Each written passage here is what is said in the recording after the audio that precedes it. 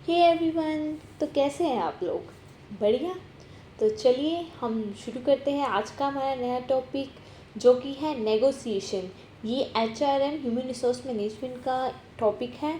तो चलिए शुरू करते हैं। और हाँ, मैं वही बात रिपीट करूँगी कि प्लीज़ मेरे चैनल को सब्सक्राइब कर दीजिएगा, उसे शेयर कीजिएगा, एंड अगर आपको वीडियो पसंद आ गया है तो उसे प्लीज़ एक लाइक भी कर दीजिएगा।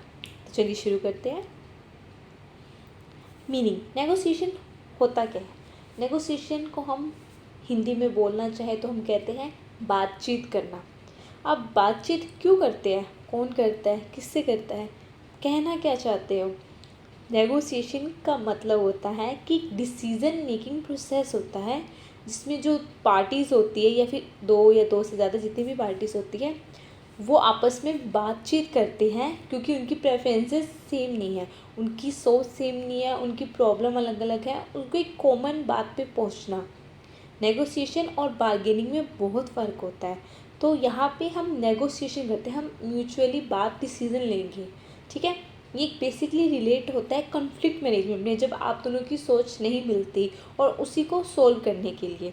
नेगोशिएशन एक वो प्रोसेस होता है जिसमें दो या दो से ज़्यादा पार्टीज़ आपस में गुड्स और सर्विसेज एक्सचेंज करना चाहती है, और वो अपनी बार्गेनिंग स्ट्रेटजीज़, अपना प्रोसेस ऑफ नेगोशिएशन या क्या क्या उसमें इश्यूज होंगे उनको बेसिकली सोल्व कर देती है। ठीक है, बेसिकली ये गिव एंड टेक होता है रिलेशनशिप में, वो इसी के थ्रू डिसाइड होता है कि क्या उनको गिव करना है और क्या उनको टेक लेनी है। ठीक है, नेगोशिएशन नेक्स्ट आता है नेगोशिएशन स्ट्रैटेजीज। नेगोशिएशन स्ट्रैटेजीज क्या होती है? देखो, एक सेकेंड। नेगोशिएशन स्ट्रैटेजीज क्या होती है? देखो, नेगोशिएशन बार्गेनिंग को हम इंटरचेंज यूज़ कर सकते हैं। बेसिकली इसकी दो अप्रोचेस बता दी है कि नेगोशिएशन आप दो वे में कर सकते हो। फर्स्ट आते हैं डिस्ट्रीब्यूटिव बार्गेनिंग। अब ये क्या होता है? जो डिस्ट्रीब्यूटिव बार्गेनिंग होती है वो ऑपरेट करती है ज़ीरो सम कंडीशन पे। मतलब सीधी सी बात है, यहाँ पे एक पर्सन विन कर जाएगा, मतलब ऑब्वियस सी बात है कि एक पर्सन खुश हो जाएगा और दूसरा पर्सन क्या हो जाएगा, उदास हो जाएगा, क्योंकि एक ही जीतेगा। जब दो या दो से ज़्यादा पार्टीज़ एक प्राइस के ऊपर मतलब होती है एक नेगोशिएट करती है, तो उसमें से एक की बात मानी जाती है और दूसरी की नहीं मानेगी, क्योंकि उनमें कन्फ्लिक्ट हो रहा है, तभी तो नेगोशिएशन हो रहा है। तो एसेंस क्या होता है कि एक मतलब एक रिसोर्स फिक्स कर देते हैं, हम एक बातचीत पे पहुंच जाते हैं। ठीक है, फॉर एग्जांपल एक ही समझते हैं हम इसको। देखो, जो लेबर मैनेजमेंट को नेगोशिएशन होता है कि लेबर मैनेजमेंट क्या चाहते हैं कि हमारा वेजेस बढ़ जाए। ठीक है, ताकि लेबर को ज़्यादा हाई वेजेस मिले, लेकिन कॉस्ट हो जाएगा मैनेजमेंट का, क्या होएगा, ऑर्गेनाइजेशन का प्रॉफिट तो कम ही होएगा ना। तो बेसिकली यहाँ पे एक का ही फ़ायदा होएगा, दोनों का नहीं होएगा ना। तो यहाँ पे इसलिए हम कह सकते हैं कि एक पार्टी विन करेगी और दूसरी पार्टी क्या करेगी, लॉस। ठीक है, उसके बाद आता है इंटीग्रेटिव बार्गेनिंग। ये एक विन विन स्ट्रैटेजी अप्रोच बोलते हैं जिसको हम, जहाँ पे दोनों पार्टी विन कर जाएगी। ठीक है, अगर ये हम बेसिकली किया जाता है किसी भी लॉन्ग टर्म रिलेशनशिप को और एक अच्छा एटमॉस्फेयर क्रिएट करने के लिए। इसको समझने का सबसे सिंपल एग्जांपल है सेल ऑन क्रेडिट। हम क्रेडिट पे सेल इसीलिए देते हैं ताकि हमारा कस्टमर भी खुश और हम भी खुश है कि चलो हमारी सेल भी हो गई है। ठीक है, और दूसरा एग्जांपल है इंक्रीजिंग प्रोडक्शन। इंक्रीजिंग प्रोडक्शन की अगर आपकी प्रोडक्शन बढ़ेगी तो आपके वेजेस भी बढ़ेंगे, तो वो इंटीग्रेटिव बार्गेनिंग बोलते हैं जिसको हम। ठीक है, हम नेगोशिएशन और बार्गेनिंग को इंटरचेंजेबली यूज़ कर सकते हैं। नेक्स्ट स्लाइड पे आते हैं हम। नेगोशिएशन प्रोसेस होता क्या है? फर्स्ट आता है प्रिपरेशन एंड प्लानिंग। जैसे ही हमने नेगोशिएशन की प्रिपरेशन करी, सबसे पहले हमें वही बात है, किसी भी चीज़ को पता करने से पहले हमें उसके लिए कुछ होमवर्क करना पड़ता है। जैसे प्लानिंग में हम क्या देखते हैं कि क्या कन्फ्लिक्ट है, ठीक है, क्या कॉज है कि हमें जिसके साथ नेगोशिएशन करना पड़ रहा है, कौन कौन सी पार्टीज़ इन्वॉल्व है, उनकी परसेप्शन क्या है, क्या हमारी गोल्स या प्लानिंग है।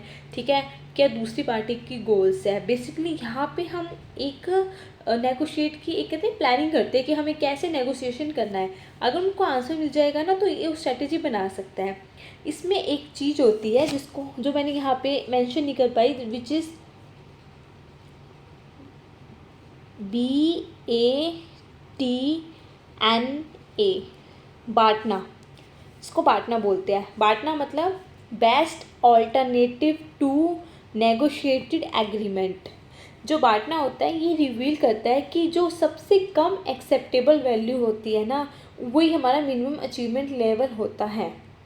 कि अगर कोई भी ऑफ़र उससे भी ज़्यादा होता है तो उसको हम ग्लैडली एक्सेप्ट कर देते हैं, मतलब मिनिमम हम ये बेस्ट अल्टरनेटिव को हम चूज़ करेंगे ही करेंगे। ठीक है, इसलिए हम बांटना को यूज़ कर सकते हैं। अगर कभी आ जाए तो आपको पता होना चाहिए कि BATNA refer to best alternative to negotiated agreement. Next आता है डेफिनेशन ऑफ ग्राउंड रूल्स। अब ये क्या होता है डेफिनेशन ऑफ ग्राउंड रूल्स? मतलब एक बार हमारी प्लानिंग होगी कि हमें कैसे नेगोशिएशन करना होता है, तो हम क्या होते हैं कुछ रूल सेट कर लेते हैं। ठीक है, हम डिसाइड कर लेते हैं कि क्या क्या स्टेप होंगे।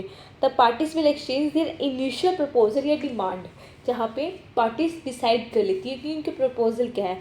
नेक्स्ट में आती है क्लैरिफिकेशन एंड ज्यूरिसडिक्शन। ये क्या होता है, एक बार अगर उनकी इनिशियल पोजीशन, एक स्टार्टिंग की बातचीत हो जाती है, उसके बाद एक्सप्लेनेशन आती है, क्लैरिफिकेशन आती है, उधर से जस्टिफिकेशन आएगी। इन सब चीज़ों के बेसिकली उनमें आपस में कहते हैं कॉन्ट्राडिक्शन होती रहेगी, बातचीत होती रहेगी। यहाँ पे हम क्लैरिफाई करेंगे, एक दूसरे को जस्टिफाई करेंगे।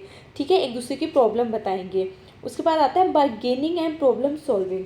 एक दोनों की प्रॉब्लम सुन के अब आपस में हम क्या करेंगे, हम बार्गेनिंग करने की कोशिश करेंगे। वही हम दोनों अप्रोचेस का यूज़ कर सकते हैं, डिस्ट्रीब्यूटिव का या इंटीग्रेटिव बार्गेनिंग का यूज़ करते हैं। ठीक है, ताकि वो अच्छे से हो जाए। और लास्ट में क्या होता है कि क्लोजर एंड इम्प्लीमेंटेशन। अब इसमें हम क्या करते हैं, इसमें हम क्या कर देते हैं कि फॉर्मल एक आपस में एग्रीमेंट डिसाइड कर लेते हैं जिसमें दोनों खुश हो जाए, या फिर एक जो भी हमारा म्यूचुअल अंडरस्टैंडिंग पे हम जिस भी सॉल्यूशन पे पहुंचते हैं।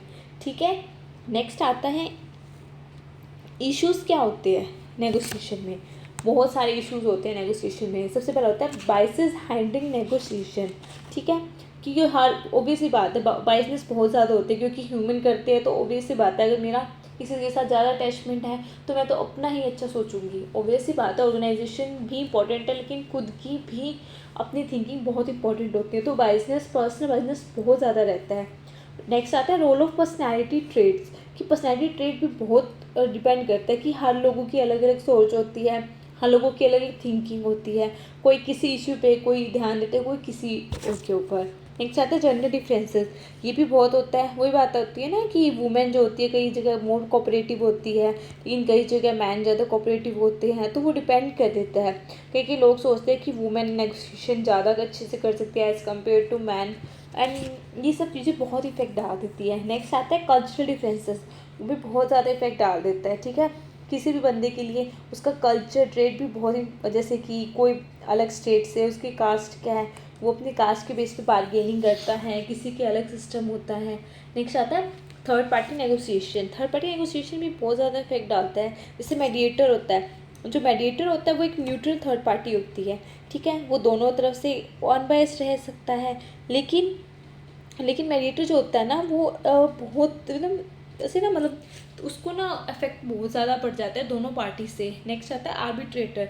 आर्बिट्रेटर भी क्या होता है, जो आर्बिट्रेटर होता है वो वॉलेंट्री भी होता है, कंपल्सरी दोनों होता है आर्बिट्रेशन को। जो डिसीज़न होता है ना वो दोनों पार्टीज़ को बाइंड कर देता है, इसीलिए ये भी हमारी पार्टीज़ पे इफेक्ट डालता है। नेक्स्ट आता है कॉन्सिलिएटर। कॉन्सिलिएटर को हम क्या बोलते हैं, जो एडजुडिकेटिंग करेंगे केस को। ठीक है, जैसे कि जिसका डिसीजन जो होता है ना दोनों को मानना पड़ेगा। जैसे सबसे अच्छा एग्जांपल है कॉन्सिलेटर का, हम क्या कह सकते हैं, एक सेकेंड, इसको हम कह सकते हैं पंचायत। पंचायत सबसे अच्छी एग्जांपल है, क्योंकि पंचायत की बात सबको माननी पड़ती है। पंचायत में जो फैसला लेगी वो सबका हो जाता है। नेक्स्ट आता है कंसल्टेंट। कंसल्टेंट मतलब एक स्किल्ड या न्यूट्रल थर्ड पार्टी होती है जो आपको कंसल्ट करेगी, आपको एडवाइस देगी, आपको ये करना चाहिए या नहीं करना चाहिए। तो ये इश्यूज होती है नेगोशिएशन में, बिकॉज कई बार वो हमारे पक्ष में हो भी सकता है, कई बार नहीं हो सकता। और लास्ट हम पढ़ते हैं जो मैं आपको नहीं बता पाई थी वहाँ पे इंस्टा पे, तो ये हमारा टॉपिक यहाँ पे फिनिश होता है। गाइडलाइंस क्या होती है अगर आपको इफेक्टिव नेगोशिएशन करना है। सबसे फर्स्ट आप कंसीडर करोगे दूसरी पार्टी की सिचुएशन क्या है, उनका पॉइंट ऑफ व्यू क्या है। उसके बाद आप क्या करोगे, आप लेट डाउन स्ट्रेटेजी यूज़ करोगे। आपको ट्राई टू क्रिएट ट्रस्ट, दोनों पार्टी से एक दूसरे पे ट्रस्ट होना चाहिए, तभी आप अच्छे वे में बातचीत कर पाओगे। Concentrate on issues of both party, हम दोनों पार्टी के इशू पे कंसंट्रेट करेंगे। उसके बाद होता है हम एक दूसरे के जितने भी कल्चर डिफरेंसेस है उसको एक्सेप्ट करेंगे। थोड़ा थोड़ा दोनों को ही समझना पड़ेगा। उसके बाद आता है प्रॉपर कम्युनिकेशन। हम एक दूसरे से प्रॉपर कम्युनिकेट करेंगे कि हमारी ये इश्यूज़ है, हमारी ये पॉजिटिव की, हमारी ये नेगेटिव साइड्स है, हमें एक दूसरे से डिस्कस करनी ही पड़ेगी। और लास्ट आता है एक दूसरे को रीज़नेबल कंसेशन देना, मतलब हम भी थोड़ा सा मैनेज करेंगे और वो भी थोड़ा मैनेज करेंगे। तो नेगोशिएशन एक ह्यूमन रिसोर्स को मैनेजमेंट के लिए बहुत इंपॉर्टेंट टॉपिक होता है, क्योंकि हमें एक दूसरे को मतलब नेगोशिएशन हर जगह पे आपको यूज़ होता है। और ये टॉपिक हमारे लिए फिनिश होता है। Please give a big thumbs up अगर आपको वीडियो पसंद आई हो, और मेरे चैनल को सब्सक्राइब करना मत भूलिएगा। Thank you.